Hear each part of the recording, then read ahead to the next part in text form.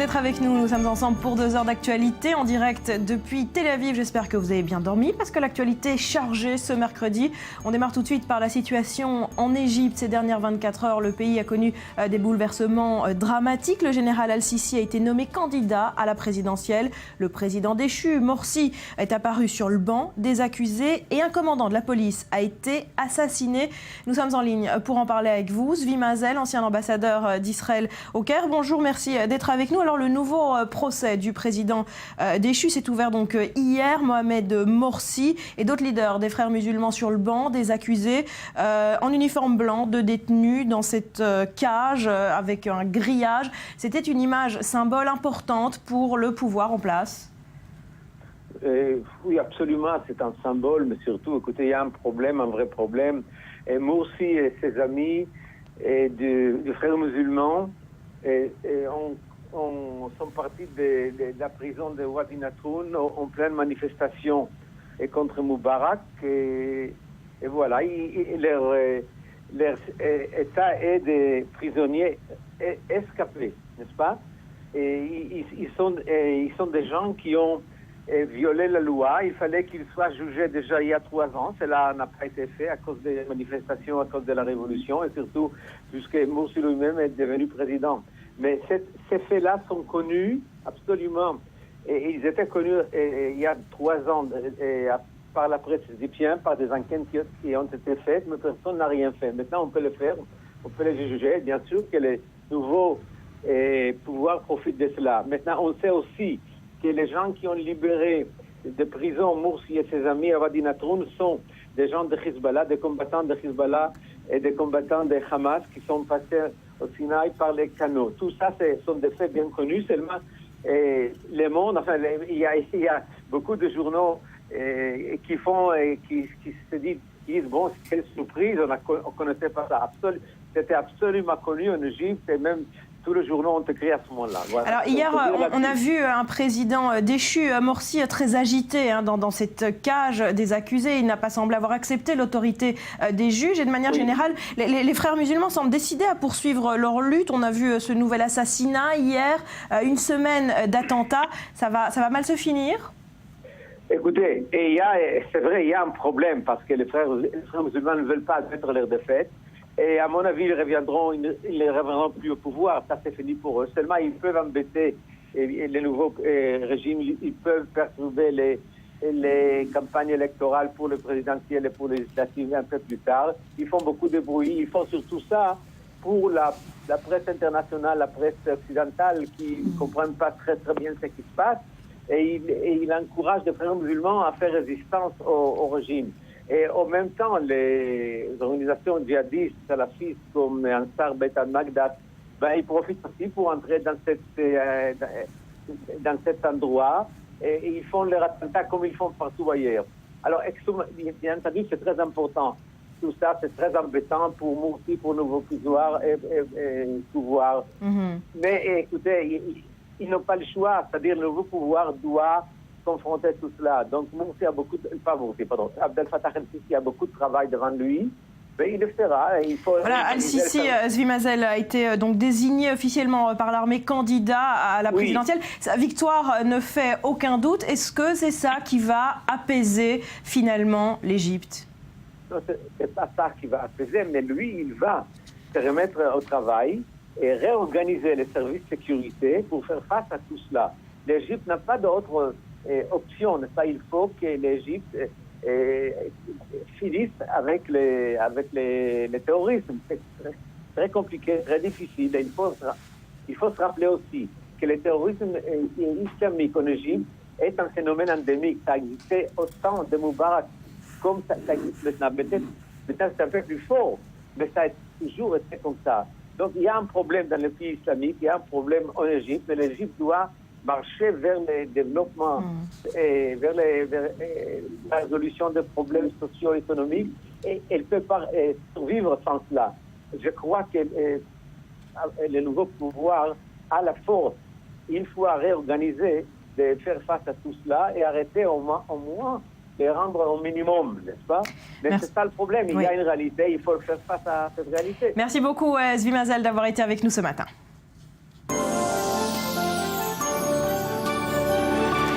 Mercredi 29 janvier, voici les grands titres de l'actualité. Barack Obama à la reconquête de l'Amérique. Dans son discours sur l'état de l'Union cette nuit, le président américain a présenté sa feuille de route pour l'année à venir.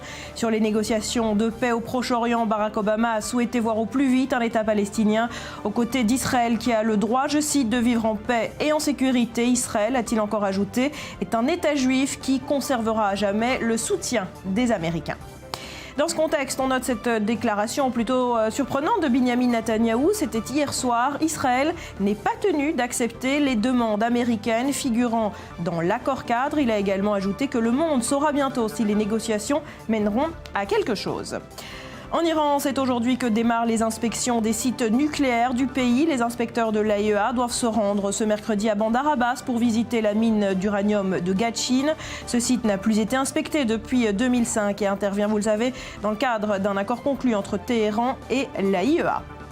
En Ukraine, le gouvernement a démissionné hier, tandis que le Parlement abrogeait les lois répressives. Mais la crise n'est toujours pas résolue. Moscou reste très attentif. Vladimir Poutine a profité du sommet UE-Russie à Bruxelles hier pour critiquer les interférences européennes dans la crise ukrainienne et a rappelé que Moscou tiendrait ses engagements économiques vis-à-vis de l'ex-République soviétique.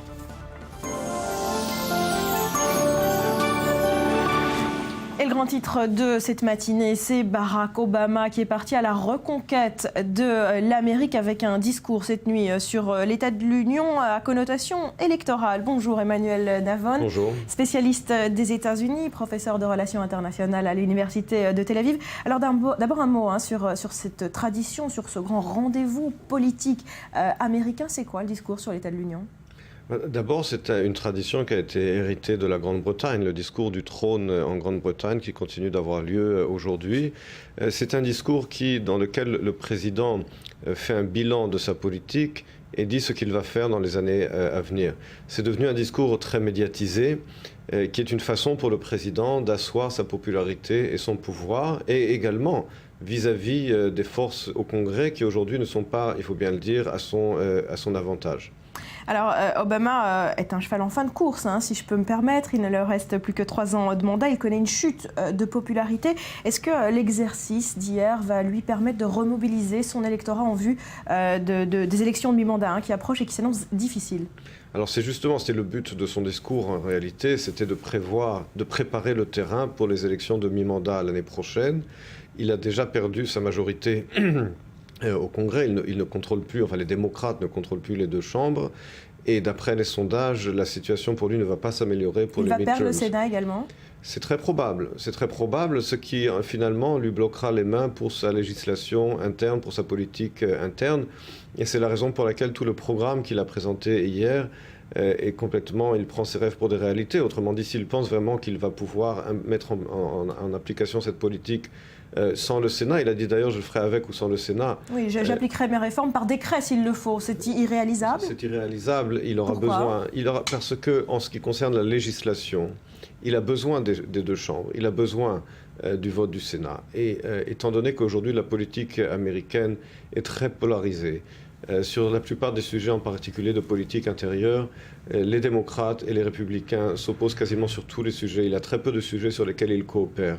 En particulier le sujet de la santé, de la réforme du système de santé, qui était vraiment le cheval de bataille de Obama et qui n'a pas véritablement réussi, qui est un fiasco technique avec le fameux website qui n'a pas fonctionné, qui ne fonctionne pas vraiment. Et il a essayé d'en appeler aux républicains à coopérer, en les menaçant plus ou moins, mais c'est une menace qui est vide, parce que s'ils ont déjà une majorité, et cette majorité s'élargit aux midterms, alors ils ne pourront rien faire. Alors, vous l'avez dit, 2013 a été une année chaotique pour Obama. Vous avez parlé de la réforme de la santé, on se souvient également du shutdown, du scandale de la NSA, une politique étrangère en zigzag. Est-ce que ce discours va lui permettre de remettre les compteurs à zéro pour 2014 ? Je ne pense pas les compteurs à zéro parce que, encore une fois, il n'a pas expliqué tous les échecs, et il n'a pas donné de justification et de façon de résoudre les échecs qui ont été les siens jusqu'à présent. Vous avez parlé du scandale de la NSA, il y a également la fameuse réforme du système de santé. Il a parlé de la nécessité de réduire, par exemple, les inégalités. Mais il est au pouvoir depuis 5 ans. Et autrement dit, parler aujourd'hui d'un espèce de nouveau programme social pour les États-Unis, où était-il jusqu'à présent? Alors effectivement, il a parlé du fait que l'économie américaine est en train de reprendre.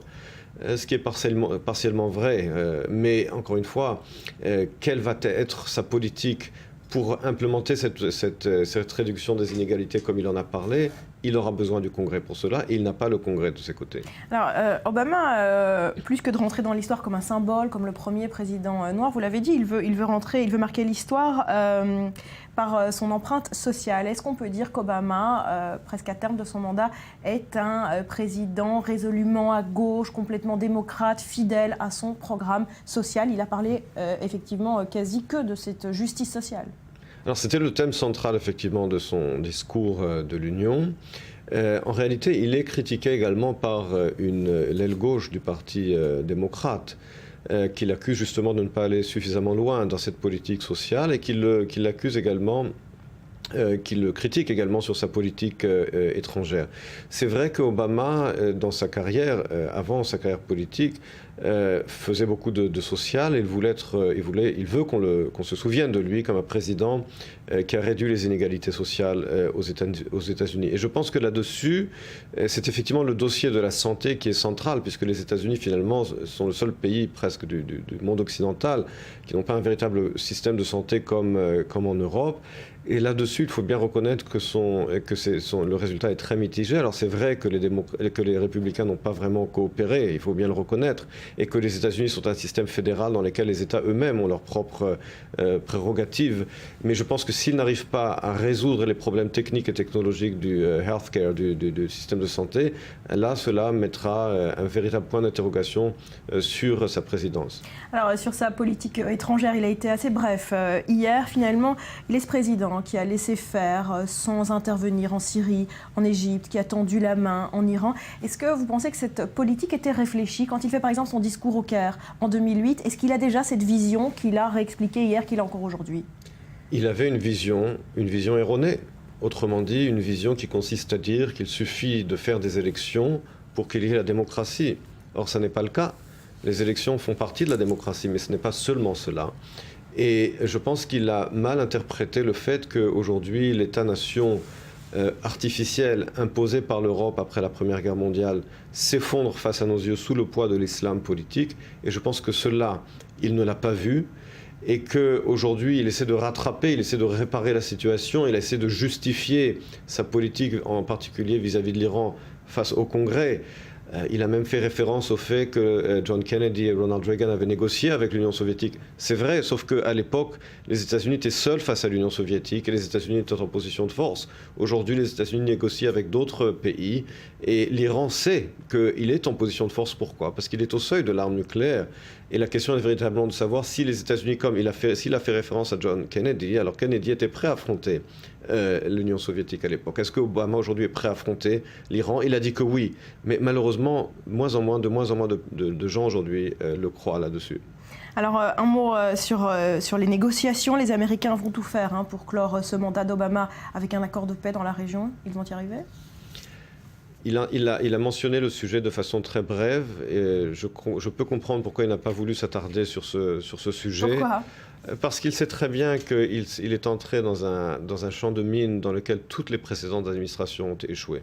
Tous ses prédécesseurs ont échoué sur ce dossier, dont Bill Clinton, qui avait passé plus de 2 semaines à Camp David, à être impliqué personnellement et dans tous les détails dans les négociations. Et au bout du compte, Arafat a dit non à l'époque, Mahmoud Abbas a dit non à Ehud Olmert en 2008.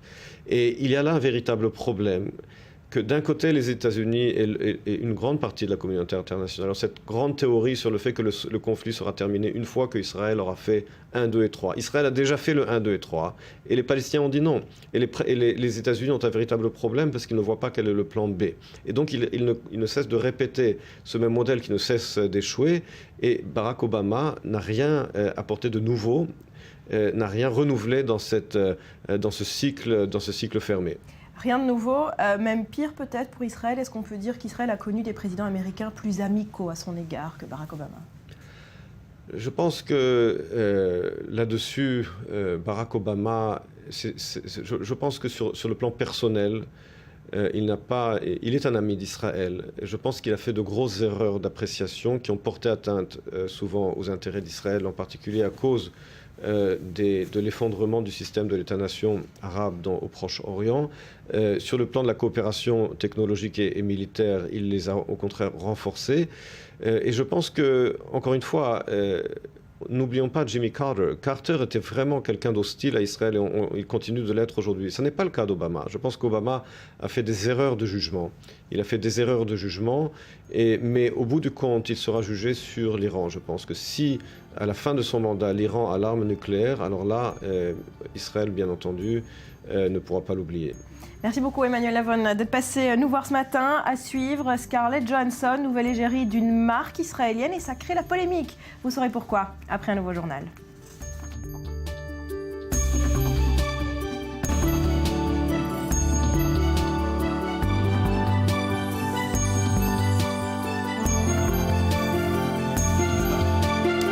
Merci d'être avec nous sur le plateau du Morning, et il est l'heure de l'édito du jour signé Boaz Bismuth. Boaz, bonjour. Bonjour. Alors, vous nous parlez aujourd'hui de la coalition en Israël qui pourrait peut-être vaciller. Il y a de l'eau dans le gaz. Il y a de l'eau dans le gaz dans la coalition ou collision. Alors là, ce qu'on est en train de voir, c'est que la semaine prochaine, on s'attend à un petit peu, comment dire, pas une querelle, mais une malentendu entre Israël et les États-Unis. Kerry arrive pour la énième fois dans la région, avec cette fois-ci, a priori, peut-être pas un accord ou un accord cadre ou un cadre pour un accord, mais avec certaines propositions sérieuses. Alors au lieu que ça soit justement, comment dire, un malentendu israélien-américain à quoi on peut attendre, ou justement palestinien-américain, ce que l'on voit maintenant, c'est une querelle israélo-israélienne. Donc on revient un petit peu dans la politique politicienne encore et encore en Israël. Cette fois-ci, les deux protagonistes, d'un côté le Premier ministre, de l'autre un de ses ministres phares en économie, le ministre de l'Industrie, Naftali Bennett, chef du parti Abait Hayoudi, avec ses 12 sièges à la Knesset. Alors de quoi est-ce qu'on parle?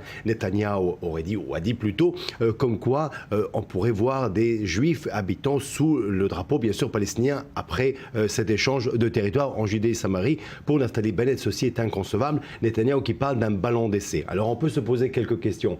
Un ballon d'essai, est-ce qu'un Premier ministre ne doit pas justement se concerter, parler, préparer ses ministres? En ce qui concerne Naftali Bennett, pourquoi faire cette erreur, se présenter au monde comme ceux qui refusent justement un accord ou une proposition de Kerry avant même que Kerry arrive? Alors ce que l'on voit ici, on a vu ça depuis très longtemps, en fait depuis, je dirais depuis 77 et même dans les années 80, qu'afin de former des gouvernements en Israël, on a besoin de coalitions, et parfois on a des coalitions pas très naturelles. Je pense que dans cette dernière Knesset, on arrive au summum justement de cette, comment dire, contradiction au sein du gouvernement israélien. D'un côté, bien sûr, Naftali Bennett, peut-être aujourd'hui le vrai leader de la droite israélienne, au moins il se présente comme celui-ci, comme tel, et puis de l'autre côté, bien sûr, Tzipi Livni. Et Netanyahu, bien sûr, doit manœuvrer. Je veux dire que la vie aujourd'hui du Premier ministre Netanyahu n'est pas très facile. Certains disent que ni chez lui au gouvernement, ni chez lui à la maison, pour être Premier ministre israélien, la vie n'est pas très facile.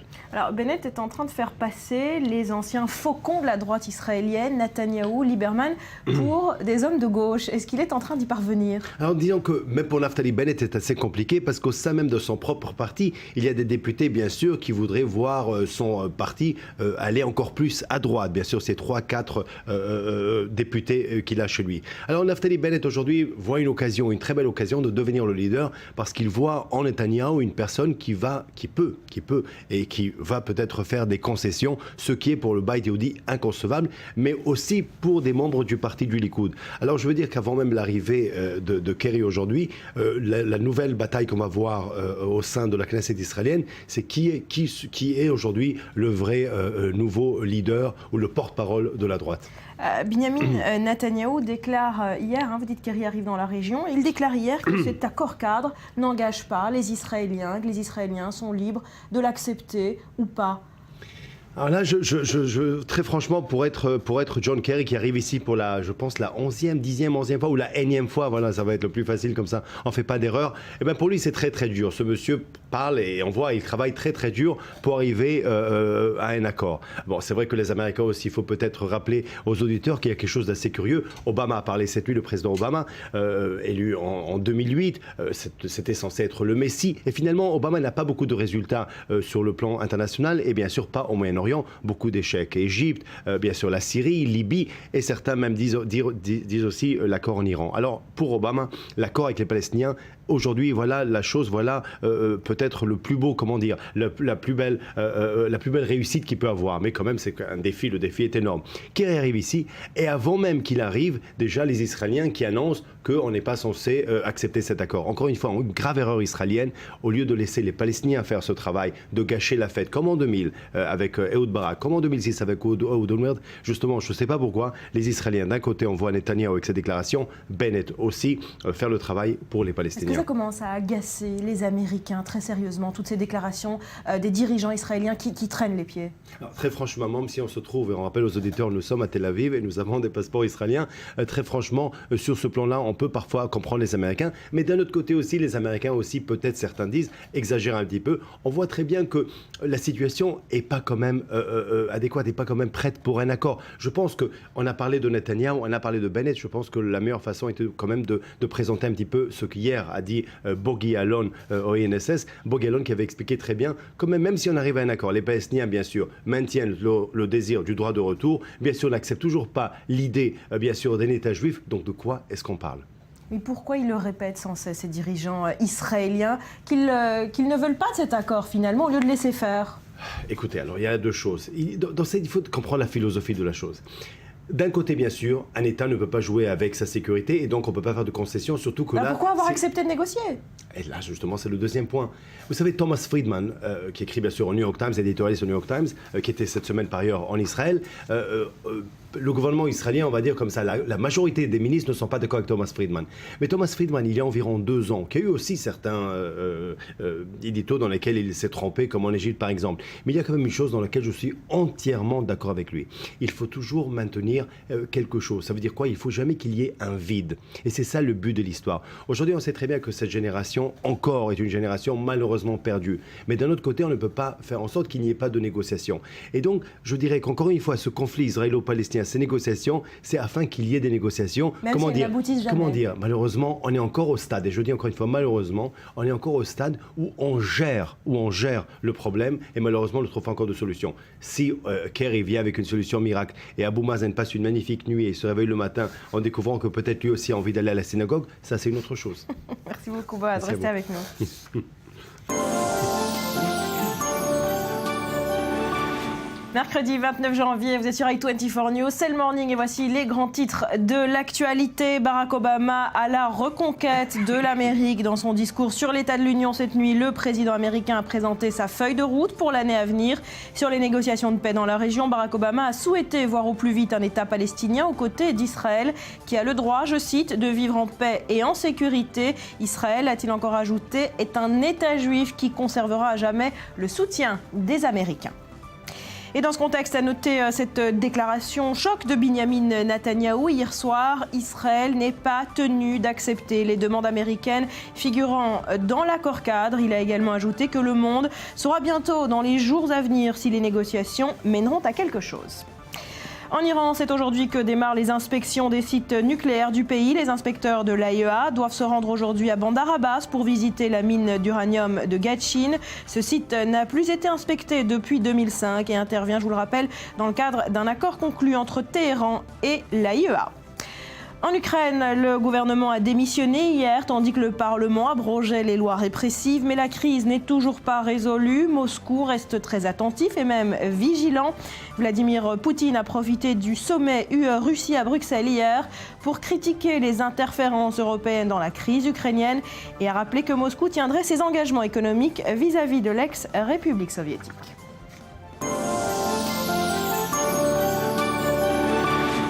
Scarlett Johansson, vous savez évidemment qui elle est, cette actrice hollywoodienne, blonde et pulpeuse, absolument magnifique. Elle est la nouvelle égérie d'une marque israélienne, ça s'appelle SodaStream, et la campagne crée la polémique. Bonjour Yohan Waki. Bonjour Barbara, alors désolé, je ne suis pas venu avec Scarlett Johansson, je vais juste vous montrer quelques photos pour vous parler effectivement de cette polémique.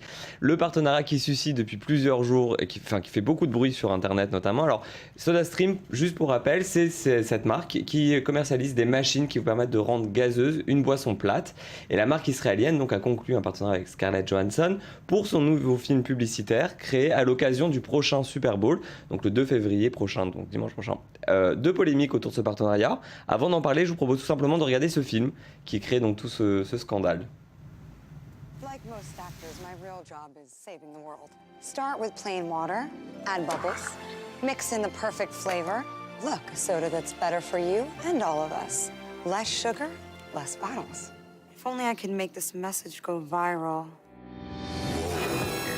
You doing it, Scarlett. Yeah, you doing it. Changing the world, one sip at a time. Sorry, Coke and Pepsi. Oh yeah, she done it. SodaStream.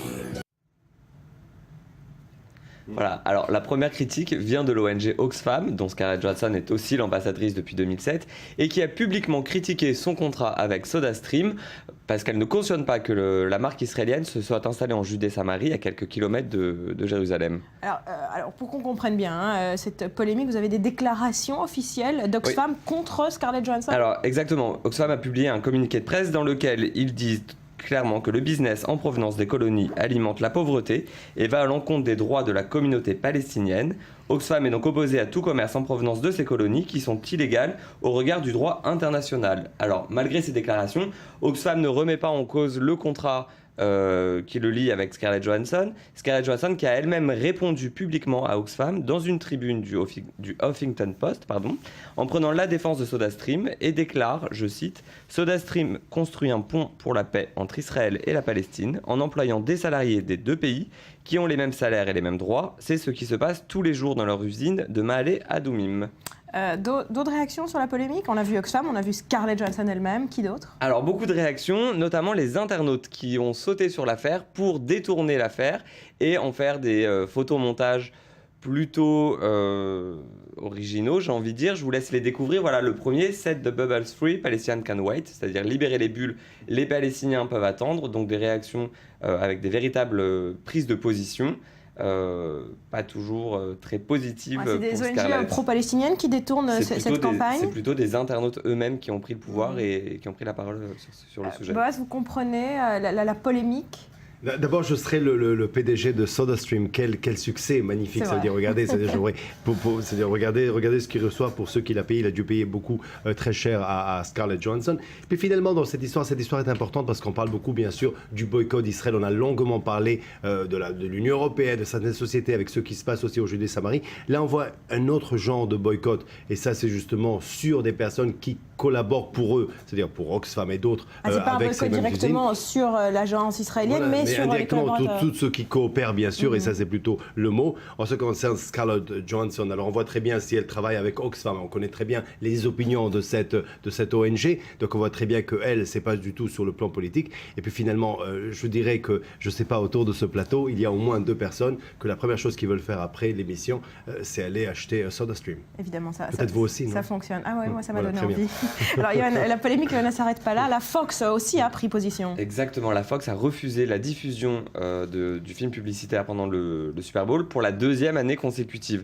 Alors la raison n'est pour le coup pas politique, en tout cas pas officiellement, et SodaStream pense même à une raison commerciale. Je m'explique. Le Super Bowl est un des plus grands événements publicitaires de l'année. Le film publicitaire de 30 secondes est commercialisé à plus de 4 millions de dollars, et les 2 annonceurs principaux, comme chaque année, sont encore une fois Coca-Cola et Pepsi. Vous l'aurez peut-être remarqué, à la fin du film, Scarlett Johansson nous dit désolé, Pepsi et Coca. Alors, est-ce que ça n'a pas plu à ces 2 marques-là qui ont demandé et mis la pression à la Fox pour que le film ne soit pas diffusé? C'est ce que soutient SodaStream et c'est ce qui paraît assez logique. L'année dernière, le clip publicitaire de SodaStream avait été refusé parce qu'il était trop violent, c'est ça? Exactement. Ouais. Exactement. Donc ça fait 2 années de suite. 2 mauvais coups. Est-ce que la Fox boycotte SodaStream? Est-ce qu'elle cède aux pressions des plus grands clients, c'est-à-dire Pepsi Et Coca, c'est quelque chose qu'on ne saura pas. En tout cas, le buzz médiatique pour SodaStream, comme l'a rappelé Boz, le pari est gagné. Hein. Ah oui, le pari est gagné, c'est certain. On n'aura pas vu le film au Super Bowl, mais on l'aura vu toute la semaine. On en aura beaucoup parlé. Alors, vous avez d'autres exemples, Johan, de marques dont le partenariat avec des égéries a créé la polémique? Ça arrive souvent. Les marques créent souvent la polémique, et que ce soit avec ou sans égérie, c'est vrai que parfois, le discours des marques est plutôt fragile, et la frontière entre ce qui est politiquement correct et ce qui dépasse le cadre du politiquement correct est assez fine. Alors, je vous donne quelques exemples.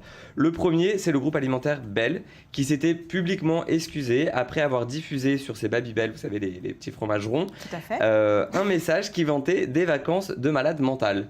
Alors, ça s'adressait bien évidemment aux enfants. Par contre, les associations de parents handicapés ont tout de suite réagi et ont demandé immédiatement le retrait de cette mention sur le fromage. Donc, elle n'avait pas fonctionné. Les mots étaient très mal choisis.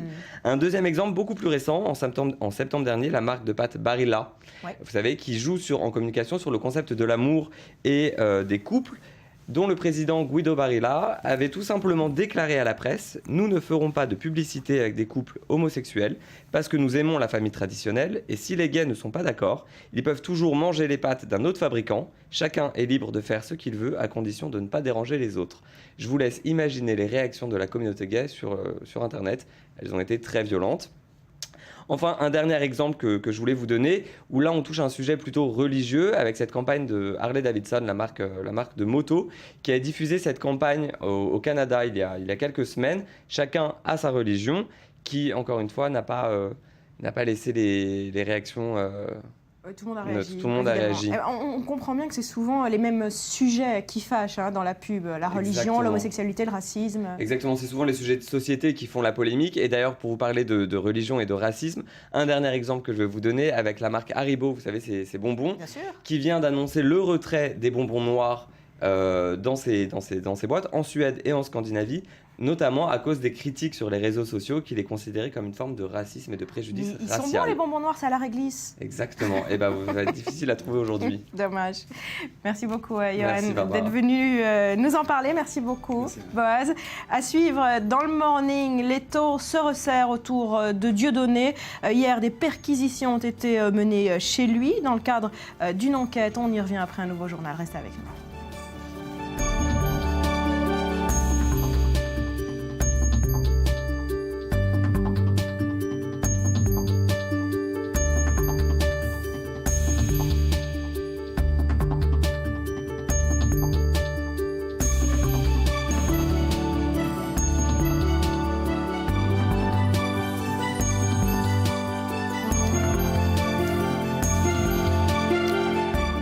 Sur le plateau du morning, les taux se resserrent autour de Dieudonné. Hier, des perquisitions ont été menées à ses domiciles ainsi qu'au théâtre de la Main d'Or à Paris où il se produit des perquisitions dans le cadre d'une enquête pour organisation frauduleuse d'insolvabilité. Alors nous sommes en ligne pour en parler avec le journaliste Frédéric Aziza, journaliste à Radio J et à la chaîne parlementaire. Bonjour, merci d'être avec nous. Alors vous connaissez bien le dossier, vous venez de sortir un livre enquête sur cette dérive antisémite en France. Ça s'appelle Vol au-dessus d'un nid de facho aux éditions Fayard. Alors d'abord, un mot de cette actualité. Ces affaires de fraude de Dieudonné ne sont pas nouvelles. Pourquoi la machine s'emballe maintenant ? Eh bien, pourquoi la machine s'emballe maintenant ? C'est tout simplement parce que c'est ce que m'avait confié Jean-Marc Ayrault. Le gouvernement français, on l'a vu avec l'action de Manuel Valls, le gouvernement français considère qu'il doit s'attaquer à Dieudonné, comme m'a dit Jean-Marc Ayrault, comme les Américains ont attaqué, s'en sont pris à Al Capone. Il m'a dit, on va faire avec Dieudonné comme les Américains ont fait avec Al Capone, on va l'attaquer au portefeuille. Et donc c'est ce qui se passe aujourd'hui, ces perquisitions qui ont eu lieu hier, c'est justement la manière d'attaquer et ensuite de pouvoir condamner Dieudonné via les dossiers de finances, les dossiers concernant son insolvabilité qu'il a mise en place pour ne pas payer les amendes et pour échapper au fisc français. Ça veut dire que la France a décidé d'en finir une fois pour toutes avec Dieudonné ? La France, en tout cas le gouvernement et les juges ont décidé d'imposer à Dieudonné les règles de l'état de droit. Alors, autre actualité qui vous concerne cette fois directement, elle concerne votre livre. Frédéric Chatillon, un proche de Marine Le Pen, a signé votre livre en référé. Il vous reproche de l'avoir accusé à plusieurs reprises dans le livre de néo-nazi, des accusations qu'il réfute. Bon, j'ai laissé entendre qu'il était néo-nazi et qu'il était négationniste, parce que dans le cadre de l'enquête que j'ai effectuée pour écrire ce livre, je raconte comment, d'abord, j'ai été attaqué par toute cette mouvance, par la fachosphère, par les gens proches de Dieudonné, par Alain Soral, par Ayoub, et par des gens qui sont d'abord antisémites, négationnistes, qui sont aussi homophobes et anti-femmes. Et je raconte aussi qu'il n'y a pas que ces gens-là. Ces gens-là ont basé leur action sur tout un tas de sites, de sites internet et de réseaux sociaux. Ils ont derrière eux des millions de personnes qui suivent leurs vidéos, leurs discours. Et il y a aussi des liaisons, des liens très importants avec des proches de Marine Le Pen, dont Frédéric Chatillon, qui contrôle la communication de Marine Le Pen. Alors, il y a une chose importante à surveiller. Est-ce que Marine Le Pen assume la proximité de ses proches avec l'ultra-droite la plus négationniste, la plus antisémite, la plus xénophobe, ou est-ce qu'elle considère qu'il faut rompre les ponts avec eux? Alors, donc le procès avec Frédéric Chatillon aura lieu la semaine prochaine. On verra ce qu'il en est.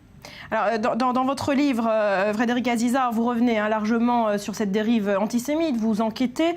On en a vu un dernier exemple ce dimanche à la manifestation anti-Hollande. Est-ce que cette dérive antisémite est en train, selon vous, de s'étendre en France de manière dangereuse? Écoutez, ce qu'on a vu ce dimanche à Paris, donc dimanche 26 janvier, c'est une date qu'il faut retenir parce que c'est un seuil qui a été franchi.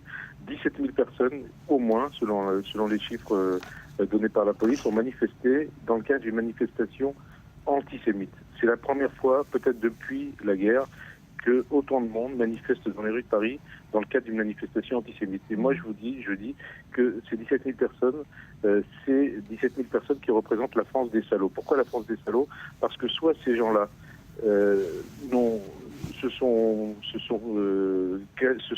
caché, bouché les oreilles et ont fermé les yeux par rapport à ce qu'ils ont vu et ce qu'ils ont entendu, ou ils assument ce qu'ils ont vu et ce qu'ils ont entendu, et ce sont des salauds.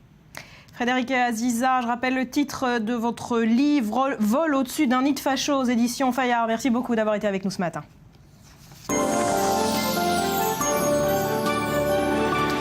Mercredi 29 janvier, vous êtes sur i24 News. Voici les grands titres de la lune de l'actualité ce matin. Barack Obama, tout d'abord, à la reconquête de l'Amérique. Dans son discours sur l'état de l'Union cette nuit, le président américain a présenté sa feuille de route pour l'année à venir sur les négociations de paix dans la région. Barack Obama a souhaité voir au plus vite un État palestinien aux côtés d'Israël qui a le droit, je cite, de vivre en paix et en sécurité. Israël, a-t-il encore ajouté, est un État juif qui conservera à jamais le soutien des Américains.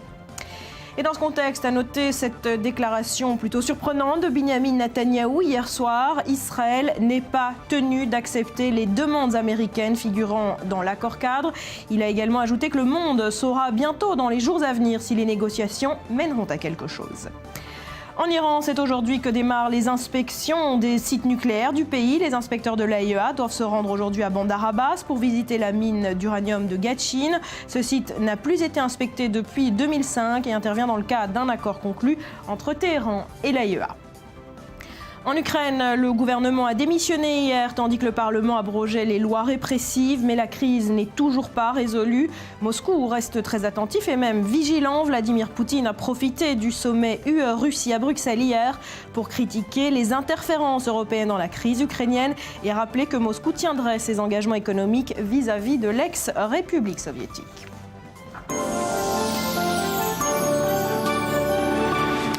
C'est donc un pas vers une sortie de crise en Ukraine. On vient de l'évoquer, une crise dans laquelle Vladimir Poutine a exhorté les Européens à ne pas s'ingérer. Betsabé Salem. Tout à fait. En fait, c'est une condamnation implicite de la part de Vladimir Poutine d'une visite de 48 heures que Catherine Ashton a entamée hier à Kiev. D'autant que la chef de la diplomatie de l'Union européenne y rencontre non seulement le président, Viktor Yanukovych, pour évoquer une issue politique à la crise, mais aussi les dirigeants de l'opposition qui reste mobilisée dans le centre de Kiev et qui marque des points. On le rappelle, hier, le chef de l'État a accepté le départ du Premier ministre. Et du coup, le gouvernement ukrainien dans son entier est provisoirement dirigé par le vice-premier ministre. Je vous propose un petit rappel des faits signé Léa Cohen-Robineau. Nouveau rebondissement politique en Ukraine, la démission du Premier ministre a été acceptée et par conséquent, c'est l'ensemble des ministres qui a démissionné. Le vice-premier ministre prend désormais le relais. Il dirigera provisoirement le gouvernement actuel. Au moment où le Premier ministre a présenté sa démission, Vitali Klitschko, l'un des chefs de l'opposition, a aussitôt réagi. Pour lui, c'est un pas vers la victoire. Mais pour les manifestants, la démission du Premier ministre ne suffit pas. Depuis l'indépendance de l'Ukraine et même sous l'URSS, on n'avait jamais battu des enfants et enlevé des gens. On imagine ça que dans des cauchemars, qu'ils démissionnent tous. Il faut que tous démissionnent, pas seulement Azarov, mais tout le gouvernement. Comment va se développer la situation? Je ne sais pas. Cette démission intervient alors que le Parlement ukrainien a abrogé une série de lois répressives, dont les lois anti-contestation. Cette abrogation avait été décidée par le président ukrainien lors d'une rencontre avec les 3 chefs de l'opposition. De son côté, Vladimir Poutine affirme qu'il ne révisera pas l'accord économique passé avec l'Ukraine si l'opposition pro-Europe arrivait au pouvoir. Poutine, qui est donc irrité par cette visite européenne et au-delà qui ne veut pas d'ingérence de l'Union européenne dans les affaires de l'Ukraine. Vous l'avez dit, Barbara, cette ingérence dans les affaires de son partenaire de l'ex-URSS, le Kremlin la qualifie même d'indécence, d'autant plus que ces affaires le concernent directement. Je vous rappelle que Moscou et Kiev ont signé un accord en décembre avec à la clé un prêt à Kiev de 15 milliards de dollars. Rien de tel que ce genre de prêt pour s'assurer de la subordination d'un pays. Alors vous comprendrez, Barbara, que Poutine n'a pas du tout envie que Catherine Ashton vienne mettre son nez là-dedans. Alors on l'a vu dans le sujet hier soir, le président russe a assuré que même si l'opposition ukrainienne arrivait au pouvoir, Moscou ne réviserait pas cet accord avec Kiev. Cette déclaration est intervenue à l'issue d'un sommet à Bruxelles avec l'Union européenne, justement. Quant à l'opposition ukrainienne, à qui l'Europe accorde tant d'attention, elle est pour Vladimir Poutine l'œuvre d'extrémistes. Alors, vous l'avez dit, on comprend bien la dépendance économique de Kiev à la Russie, mais est-ce que Moscou, est-ce que Poutine a son mot à dire, a une influence sur la crise elle-même ? Alors, je vous propose d'examiner des cartes de l'Ukraine. On va voir ça ensemble. Je ne les ai pas inventées. Elles ont été publiées par le Washington Post. Vous allez les voir tout de suite. Et elles sont très intéressantes parce qu'elles montrent le lien évident entre la localisation des manifestations, les votes à l'élection présidentielle de 2010 et la langue majoritairement parlée dans les différentes régions. Je vous explique. Regardez par exemple cette première carte, les régions rayées en noir. C'est là où les manifestants ont assiégé des bâtiments administratifs. Dans celles rayées en rouge, ils s'en sont carrément emparés.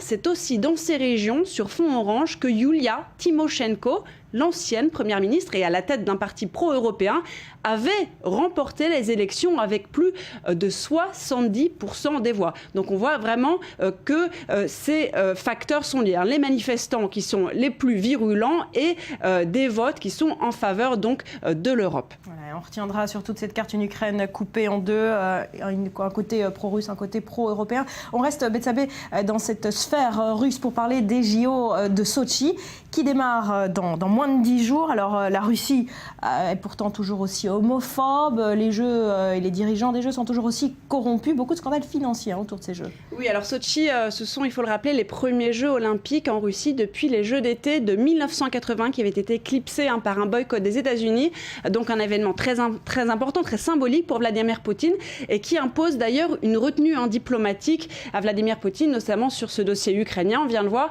Mais voilà, selon l'opposant russe Alexei Navalny, ils sont avant tout une compétition sur le plan de la corruption. Navalny, qui critique avec virulence le Kremlin, dénonce le coût des JO et pas seulement le coût, la corruption aussi qui a contaminé Sotchi. On regarde et on en parle après. Il n'y a pas que les athlètes qui concourent cette année à Sotchi. Les politiciens et les hommes d'affaires se sont investis au point de transformer les Jeux en une source de revenus. La formule vient du militant Alexei Navalny qui dénonce les dérives du pouvoir russe, des dérives qui profiteraient du terrain de Sotchi pour atteindre des sommets. Selon la fondation anticorruption d'Alexei Navalny, le président russe aurait dépensé bien plus d'argent qu'annoncé publiquement. Pas moins de 10 sites olympiques auraient coûté 2 fois plus que prévu. Les autorités russes, Vladimir Poutine inclus, ont affirmé récemment que les Jeux avaient coûté plus de 6 milliards de dollars. Mais ils auraient coûté en fait 45 milliards de dollars de plus aux citoyens russes. Ainsi, les Jeux de Sotchi sont 5 fois plus chers que ceux de Vancouver de 2010. Beaucoup d'argent qui aurait permis aussi aux proches de Poutine de s'enrichir en obtenant des contrats publics pour la construction des infrastructures à des prix nettement supérieurs à ceux du marché. Le projet de Sotchi n'a pas seulement été conçu pour les Jeux Olympiques, mais aussi pour enrichir un petit nombre d'amis proches de Poutine. 12 milliards de dollars auraient ainsi atterri dans les caisses de 2 compagnies pour construire routes et allées. Navalny, condamné pour détournement de fonds et dont la peine de 5 ans de camp a été commuée en sursis, n'a pas trouvé beaucoup d'écho dans la presse russe à son rapport, une presse contrôlée de très près par Moscou. Alors, autre exemple de clientélisme, le contrat de construction d'un parc d'attractions a été accordé à la compagnie d'un gendre du gouverneur russe, ou encore l'ami d'enfance du président Poutine, qui détient la majorité des actions d'une compagnie qui a aussi hérité d'une dizaine de contrats, pas moins. Alors, la réponse de Poutine, il a rejeté ces accusations, assurant de ne pas avoir vu le moindre signe de corruption à grande échelle à la station touristique. Alors la corruption, le clientélisme, ce n'est pas le seul dossier problématique des JO, il y en a d'autres. Bien sûr, alors vous avez bien sûr la loi russe interdisant la propagande homosexuelle devant mineurs passibles de prison.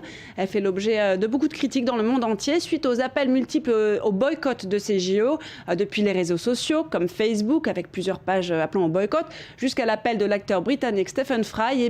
Vladimir Poutine lui-même a tenté d'apaiser les tensions, c'était le 19 janvier dernier, en affirmant que son pays est prêt à accueillir tous les sportifs et visiteurs, indépendamment de leur orientation sexuelle. Des déclarations qui arrivent quand même un peu tard, puisque le président russe a déjà exhorté les gays, je cite, à laisser les enfants tranquilles. Alors de son côté, le maire de Sotchi a bien mis les choses au clair, lui aussi. C'est dans une interview à la BBC lundi, après avoir déclaré aux journalistes qui l'interviewaient qu'il n'y en avait pas dans sa ville, des homosexuels. Donc, journaliste qui lui a répondu qu'il s'était lui-même rendu dans un bar gay la veille, ce à quoi le maire rétorque qu'en tout cas, il ne les connaît pas. Et Anatoly Pakomov, donc le maire, qui précise à sa façon que les homosexuels sont les bienvenus. Je vous propose d'écouter. Nous étendrons notre hospitalité à tous ceux qui respectent les lois de la Fédération de Russie et n'imposent pas leurs habitudes aux autres. Mais oui, tout le monde est le bienvenu. Alors Sotchi ne compte peut-être plus beaucoup d'homosexuels, mais Sotchi était encore il n'y a pas si longtemps, Barbara, l'une des villes les plus tolérantes de Russie vis-à-vis des homosexuels. Avant que l'homosexualité ne soit finalement dépénalisée en 1993, elle était considérée comme un crime.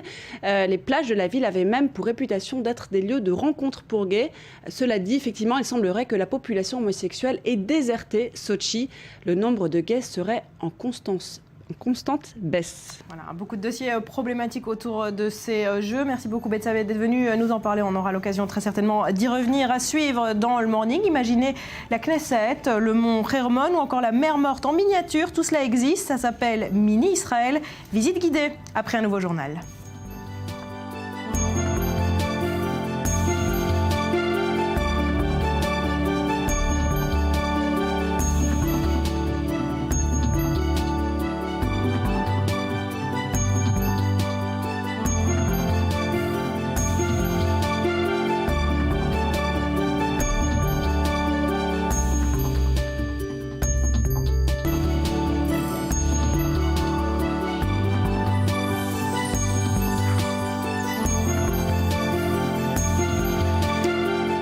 retour sur le plateau du Morning. Merci d'être avec nous. Et il est l'heure de regarder du côté d'Internet et ce qui fait l'actualité ce matin.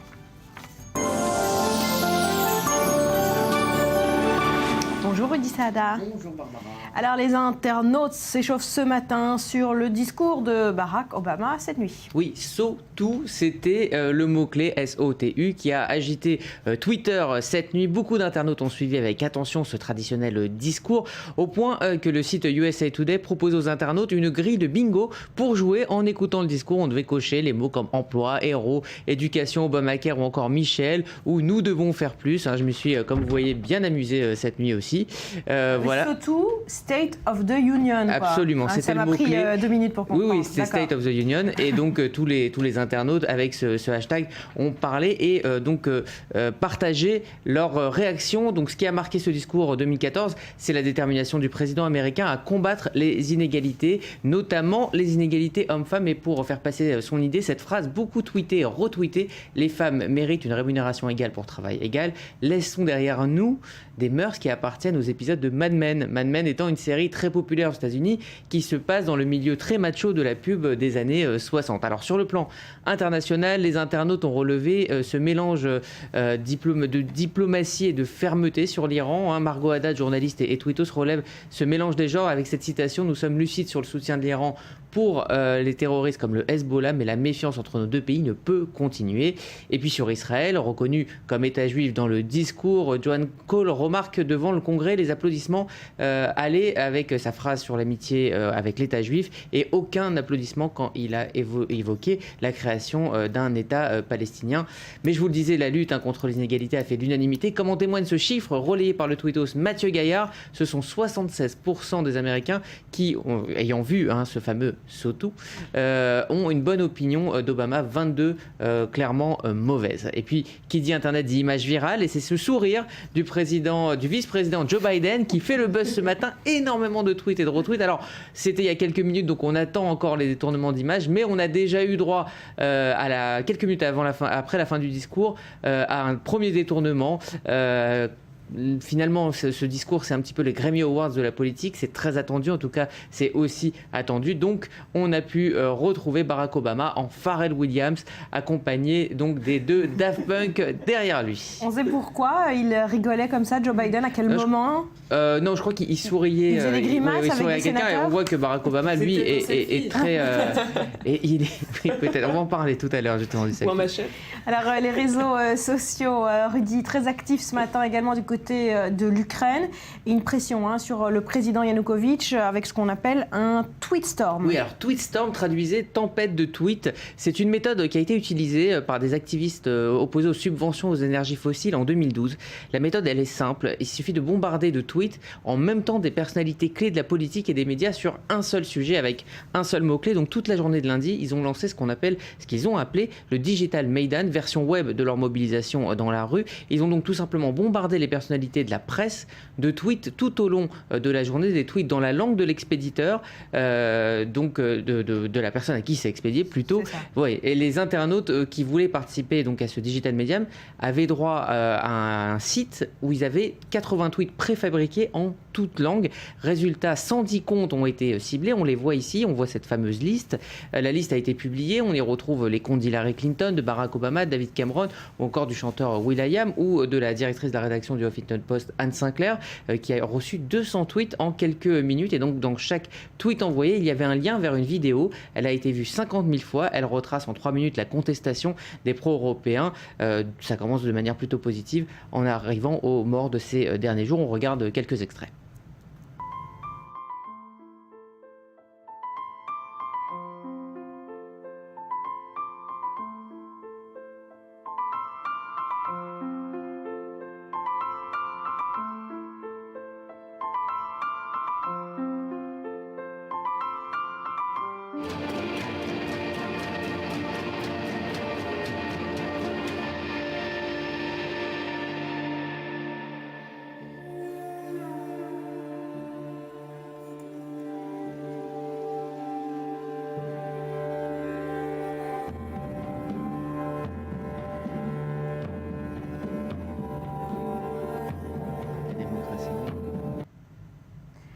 Oui, c'est poignant hein, Oui. comme film. Est-ce que c'est efficace? Est-ce que la campagne commence à récolter ses fruits? Oui, ça a été efficace. Hein. Il demande des sanctions à la fin du film.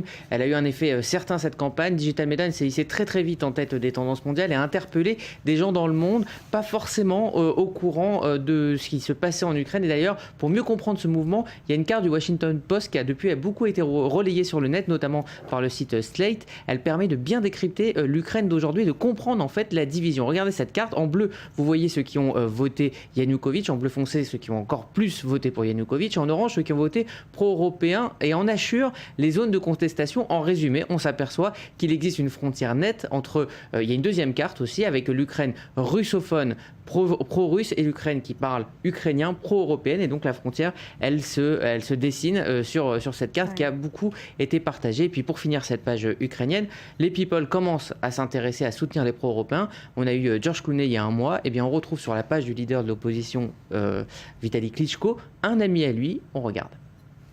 I want to send a message to the people of the Ukraine to let them know that I wish them all the best of luck in their peaceful struggle for democracy and freedom. Peace. La crise ukrainienne qui commence à attirer les regards de la planète. On parle à présent d'une belle initiative, Rudy, une façon de rendre le selfie utile. Il était temps. Oui, la mégalomanie est enfin utile. On ne le présente plus, hein, le selfie, reflet, il faut le dire, d'un certain amour de soi. Eh bien, on peut désormais prendre un selfie pour la bonne cause. En tout cas, je vais vous expliquer la cause en quelques instants, avec cette initiative qui s'appelle Selfie Police. C'est l'idée d'un groupe d'étudiants de la Birmingham Young University. Leur idée est simple, vous envoyez un selfie et puis vous donnez $1. À noter que Virginie a déjà donné $14. L'idée 140 caractères. Moi je me fais des selfies. Donc voilà, l'idée en fait c'est de financer leurs études. Ils ont trouvé cette bonne idée, donc ça s'appelle Selfie Police. Vous pouvez aller poster votre selfie pour $1. D'accord, merci de me l'avoir expliqué. Je n'y manquerai pas. Ça changera votre journée. Voilà, exactement. Demain, vous savez quoi faire. Hein. Exactement, j'adore ça, les selfies. Allez, on termine avec une autre carte, Rudy, une carte qu'on pourrait appeler la carte des clichés. Oui, c'est la carte publiée par le site Business Insider. Elle se base sur les fameuses recherches Google. Alors, si vous tapez la question « Pourquoi tel pays est tellement ?», eh bien, vous obtenez des résultats étonnants. Vous savez, c'est les fameux résultats que Google remplit pour vous selon les tendances mondiales. Donc, la France serait gay, l'Angleterre riche, l'Espagne vide, le Portugal pauvre, l'Algérie dangereuse et la Tunisie et la Turquie tout simplement pas cher. C'est très intéressant parce que vous voyez les clichés qu'ont les internautes anglophones sur les pays d'Europe. Vous avez même des pays vides, vous avez des pays qui n'existent pas. Enfin, c'est assez édifiant. Il y a Happy en haut chez les Danois. Le pays Happy, c'est qui? Je crois que c'est la Finlande. La Finlande. Si je suis bon en géographie. Bon, d'accord. Merci beaucoup, Rudy. Restez avec nous.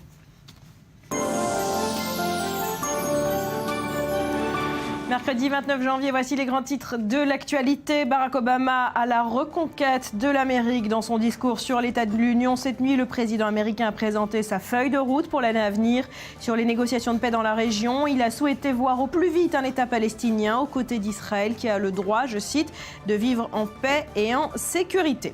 Dans ce contexte, à noter cette déclaration surprenante de Benjamin Netanyahou, c'était hier soir. Israël n'est pas tenu d'accepter les demandes américaines qui vont figurer dans l'accord cadre. Il a également ajouté que le monde saura bientôt, dans quelques jours, si les négociations mèneront à quelque chose.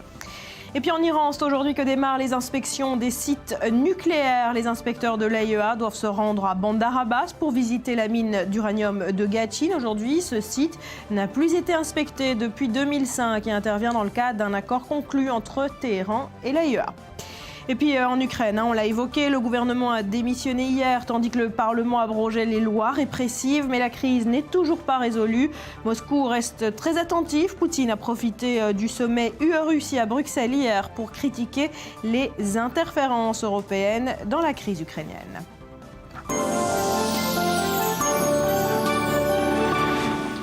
Virginie, vous êtes venue ce matin nous présenter Israël en miniature.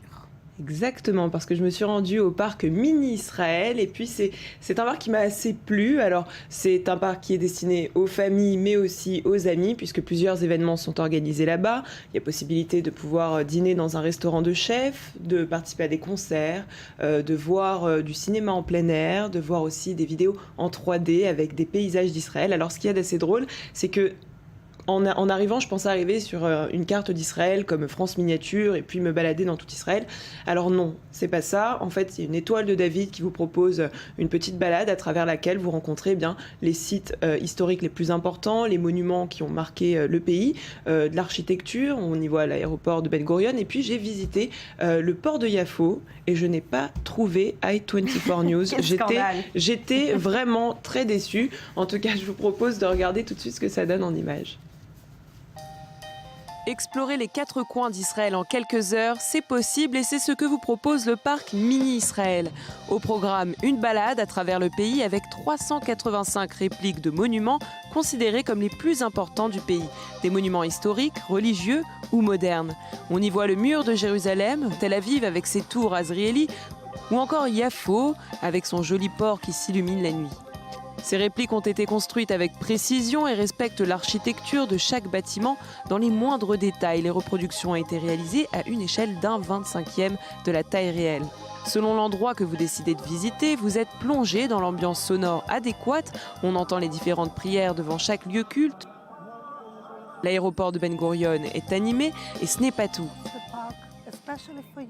On peut ouvrir le parc spécialement pour vous. Tous les monuments sont allumés la nuit. On crée des événements où vous pouvez aussi trouver plusieurs aliments en relation avec les monuments que vous visitez. Vous l'aurez compris, ce parc propose toutes sortes d'activités, tout est fait pour séduire ses visiteurs, des projections de paysages en 3D, un amphithéâtre et quand la nuit tombe, le parc s'illumine pour le plaisir des yeux et des balades nocturnes. Des événements spéciaux sont proposés toute l'année, alors n'hésitez pas à vous y rendre, petits ou grands, vous y passerez un très bon moment. Ah mais c'est mignon, j'aime bien. C'était quoi votre site préféré? Alors moi j'ai adoré, alors il y avait Yad Vashem d'ailleurs, mais celui que j'ai beaucoup aimé durant la nuit ce serait Haïfa. Peut-être Yafo aussi, Yafo c'était joli.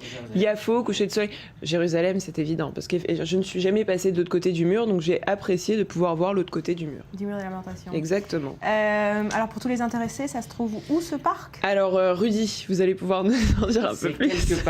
C'est quelque part près de la la très loin de Jérusalem. C'est entre Tel Aviv et Jérusalem, à une demi-heure des deux. Mini Israël, à la Troune. C'est ça, à peu près à 40 minutes de Tel Aviv. Voilà, pour tous les intéressés. On passe à autre chose. Une vidéo qui fait le buzz en ce moment sur Internet. Il s'agit de militaires suédois. Eh bien voilà, on change de sujet. J'ai pensé à vous, Barbara, parce que je sais que vous aimez voir les hommes danser. Alors après, les soldats américains qui ont donné le meilleur d'eux-mêmes, ce n'est pas Rudy qu'on va voir aujourd'hui, mais des militaires suédois qui se sont fait remarquer dans cette vidéo tournée l'année dernière en Afghanistan. Elle a été tout récemment postée sur YouTube. Une vingtaine de soldats se sont amusés à reproduire à l'identique une des scènes du célèbre film Grease. Alors fans de Travolta, voici l'original, on passera à l'autre après. This car could be systematic, hydromatic, ultramatic. Why could be greased lightning? Greased lightning. We'll get some overhead lifters and 4-barrel quads, oh yeah. Keep talking, won't keep talking. Fuel injection cut off and chrome-plated rods, oh yeah. We get already, get already. With the 4-speed on the floor, never waiting at the door. Voilà. Et voilà. Travolta et donc sur les ça, tables. c'est pour la version de Grease. Et voici maintenant, attention Barbara, rien que pour vous, la version militaire pour le plaisir des dames et des messieurs comme Rudy par exemple. Même ambiance, les soldats se la jouent sexy et ça plaît aux internautes. Défendez-vous, Rudy, Mais non, on peut aimer la... la danse, je ne vois aucune attaque. Non, c'est parce que j'avais prévu de lui demander de nous faire un petit... Non mais la table va pas tenir. Je vous le dis. Non, elle tient très très bien. Virginie, on regarde les militaires On suédois regarde tout de pour faire suite. plaisir à tout le monde. Voilà. Pour faire plaisir à tout le Allez, monde, c'est parti. exactement. Car could be systematic, hydromatic, ultramatic. Why could be greased lightning? Greased lightning. We'll get some overhead lifters and 4-barrel quads, oh yeah.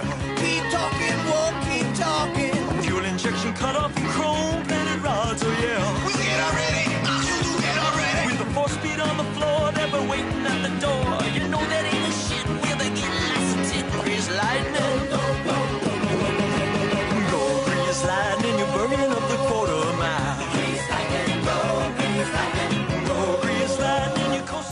s'occupe comme on peut en Afghanistan. C'est ça, comme quoi, des fois on a du temps libre et on n'a rien d'autre à faire, donc c'est sympa. Merci beaucoup Virginie, merci Rudy, à demain.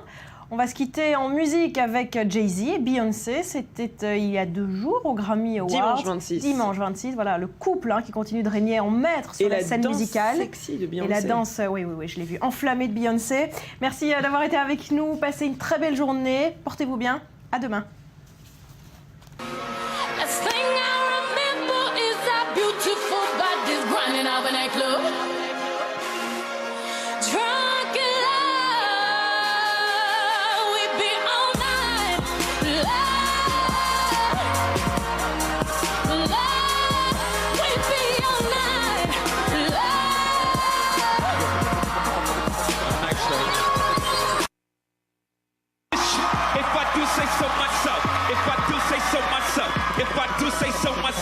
Hold up, stumbled all in our house, time to back up all of that.